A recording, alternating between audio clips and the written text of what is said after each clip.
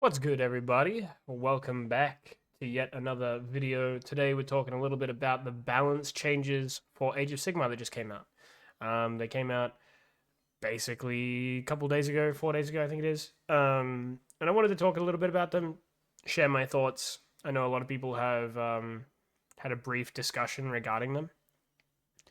But they've summed it all up in this nice article, as well as we've got points which I'll go through later. I won't go through today. I'll go through in the next video. But I wanted to go through the actual changes today. We're gonna keep it under 10 minutes. Hope you guys enjoy. Let's get straight into it. Starting with the Cool Rules and Generals Handbook. We have some changes to manifestations, which is like the biggest change here, right? Obviously, manifestations were such a problem in the game. They are devastating to verse, and if you don't have access to them, they are devastating in so many more ways than just if you were doing a tug of war between two spammers.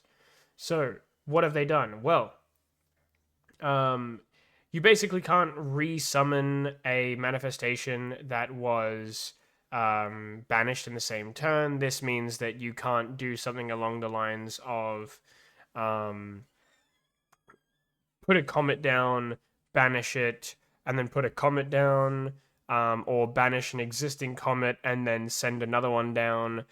This is basically a nerf to only a couple of armies that have really heavily impactful manifestations that would do lots of damage or debuffs when it is dropped onto the battlefield. Second up, we have Banish Manifestations, which is just simply for every single additional enemy manifestation on the table. Again, this says additional. You get +1 to banish. So if your opponent has 2, then you'd get +1. If your opponent has 3, you get +1. But if they still only have 1 Purple Sun out, this is not at all a benefit. So it's basically only counteracting spamming out manifestations, but against a Kronspine, against like a single Purple Sun or a single Jaws, that is significantly harder to deal with. Next up, Morbid Conjuration has got its wild form removed on the Purple Sun, and this has also been applied to the Primal Energies Ravanax Gnashing Jaws. The wild form was basically the thing that made it really, really hard for it to be banished. Now only the Incarnate has this, which I think is honestly kind of understandable, as you don't have the flexibility of having 3 endless spells out other than the Incarnate. You've only got the Incarnate. But now we've got Purple Sun and Ravanax now being able to be banished just outright straight away, which I think is really, really nice. It just basically means that you can't guarantee the person having to fight or shoot at it and enforce some degree of wasted damage potential on this, which is good.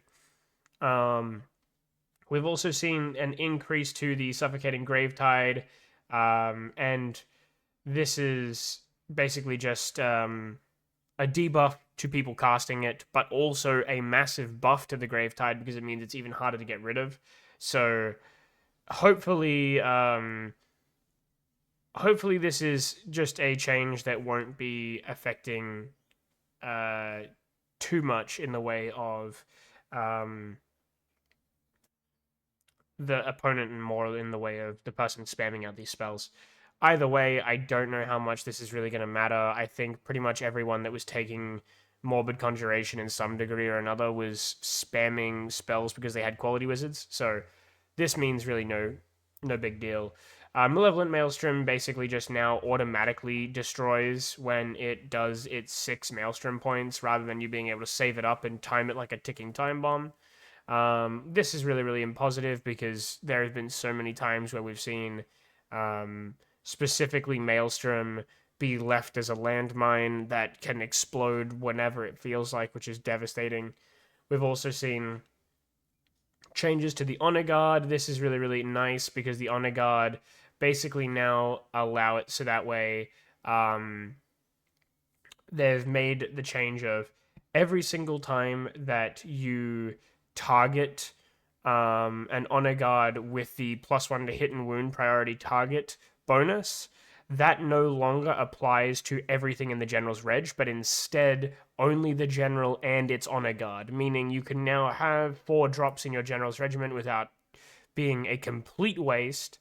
This is still not patching out, though, the battle tactic to kill something in your general's reg, so make sure that you aren't throwing too many squishy things in there, because it will still be a problem. Make sure you're putting your heavy hitters and your big damage sponges in there. It just means that now your opponent's not going to get +1 hit and wound against everything. It's just going to be 2 units in your army. I really think that this is going to drop the use case of priority targets way, way down and make a big positive to the neg1 to attacks ability and also the neg1 to rend against a certain type ability. So we'll see how that goes. They've also enforced that this +1 to hit and wound is now only working on shooting units that are 12 inches or less in terms of distance from the target. This isn't a big deal and doesn't really do anything because in most cases you're probably within 12 in your opponent's turn anyway to do this, but we won't get too much into that. Either way, I think that this is a really solid change. I think that this is something that we've really needed just because it means that list building will change significantly away from 3-drop armies back down to 2, which could mean we'll see a faster set of drops in the game and more inconsistency in terms of whether or not you want to take 3 heroes or 2, because there'll be an actual reason to take 2 rather than just sacrificing yourself to the priority target rule. Next up, we've got order changes. These are relatively small. Fusilier's got a minor buff that allows them to shoot in combat. Daughters of Cain can now move after they attempt to teleport. This is the exact same with Seraphon as well. Fire Slayers have a slight change to the Magmadroth's ability, which just allows them to stack attacks and stuff like that. Shining Company now only applies if the unit didn't charge and they didn't use their damage buff. This is a massive, massive, massive change that is really, really nice. There's been a couple of other changes with the Shrine Luminor and Lyria. I don't know her name, but the point is there's been 2 changes with them, just changing the wording and the timing of their abilities as well. Seraphon has gotten a minor change with the Astrolith Banner Bearer as well in terms of wording, but nothing too crazy. Stormcast Eternals have removed their ability, so that way if you fail to teleport again, same deal, you can still move afterwards, which is really, really nice. Praetors are now able to Soul Bond and Reserve, which means that they can Deep Strike down, which is a big positive. Sylvaneth got some pretty easy changes, but I think overall this army does need a full rework just because of the way terrain works in the game still. But basically, it's easy to set up Wildwoods now thanks to the fact that they've gone from 3 inches to 1 inch away from enemy terrain, or just any terrain. Wildwoods now have a 5+ ward, making them a little bit more durable.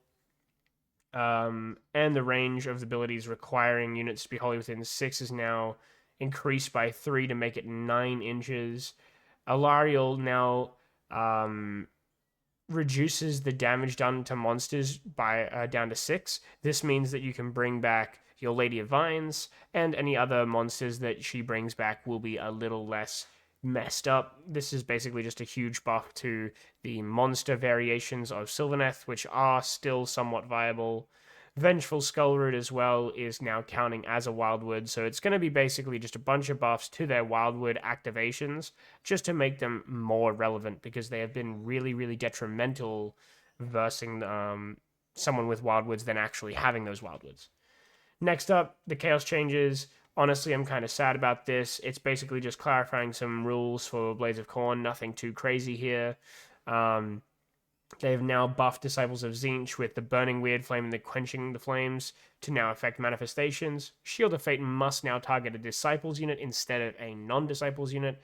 So no more 5-up ward on a Regiment of Renown unit. This is really, really handy. They can now Chaos Spawns can now set up on the battlefield during deployment, which is really really handy as well. Burning Sigil of Tzeentch has been reworded, which is really nice. Hedonites have gotten their temptation dice attempted to be balanced. I still don't think it's quite there, but now there is a chance that the opponent not only does take D3, but also that if they do take the D3, it is not getting you the 6. So this is a really, really, really important rule because beforehand it was a guaranteed 6 and a chance, a very low chance, might I add, at taking D3 damage. Instead, now it is a slightly higher chance and the chance that you are no longer going to get their 6, which is really, really good. Maggotkin of Nurgle got a whole new ability, which is basically just trying to help them spread disease. I don't think it's anything valuable here, but it's certainly a curious choice change. Next up, we have Flesh Eater Courts. Again, we've got a word clarification. If you want to check that out, go to the FAQ. It's nothing crazy. Nighthaunt lost a major bonus, which was their no escape ability, is now only affecting one friendly unit, not the entire army. So they can't retreat, fall back, run, charge, all that sort of stuff in the same turn with their entire army, which was understandable because that's an ability that no one really had access to for free like that. But these guys now no longer get it regardless, outside of on one unit, which is really, really important. The incredibly overpowered Dreadblade Harrows managed to finally get their comeuppance. They can only teleport in your movement phase, no longer your enemy movement phase, which means you have to be much more careful. I think they're still phenomenal units, but nevertheless, they are very, very, very much harder to use. Terrifying Entity reworked to be easy to use as well. This is just a slight change to an artifact. You can check that out as well. It's just a slight difference. Torgillis, the double heal boy, is still very much so here, but it is now preventing you from double stacking those heals and instead splitting them among 2 units. He also got a nerf to his shooting attack, so nothing too crazy, but I think he's still going to be the GOAT, just not as insane as he was. Other than that, we'll go to the last one, which is Destruction. And boy, howdy, are there not a lot here. Web Spinner control, the Web Spinner Shaman's control went down to 2 from 5, which is a bit disappointing, but understandable. Kragnos lost his ability to make it so that way you can 3d6 in your opponent's turn, so you can no longer 3d6 charge in your opponent's turn, it's only in your turn. And he also dropped by 100 points, which we'll get to in the points section. Iron Jaws now has the ability to do a once per battle hero war instead of once per battle war. This means that you can now war more than one time as long as you have more than one hero who hasn't done it yet. This is super, super handy as it is a pretty good buff with bonuses to attack and charge. Ogre Maw tribes just got a little bit of a clarification in terms of feeding the Maw. Nothing to write home about. Sons of Behemat got a couple of changes as well. Manifestation Law you pick during the composition rather than the deployment phase. This just basically means that Glowy Lantern now must commit to a specific manifestation law, so that artifact allowing you to do it is now very much so going to be locked in from your list building state. The Kraken Eater Mega Gargan as well had a little bit of a clarification just in terms of its get off me land and how that works with some of the special scoring requirements. Overall, these changes are pretty minor outside of our Nighthaunt changes, our Soulblight changes, and our Kragnos changes.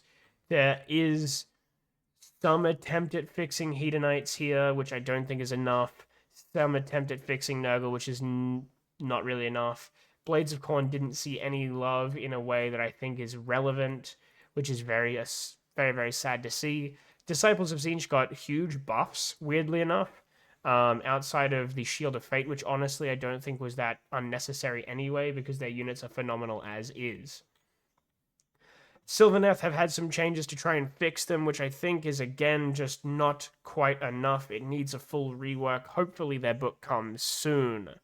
Stormcast Eternals didn't really see many changes, but that's to be expected from a book that has 6 trillion war scrolls and honestly so many different ways to play the game.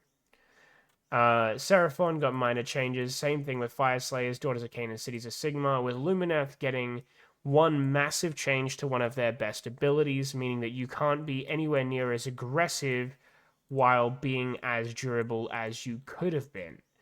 Overall, that's pretty fantastic, as they were pretty detrimental to have an entirely neg 1 to hit army that can go full aggression with no punishment. As for the manifestation changes, honestly, I think the biggest ones are the removal of that wild form role. I think that that's really, really handy to have wild form gone. It means that Purple Sun and Gnashing Jaws are going to be significantly easy to get rid of.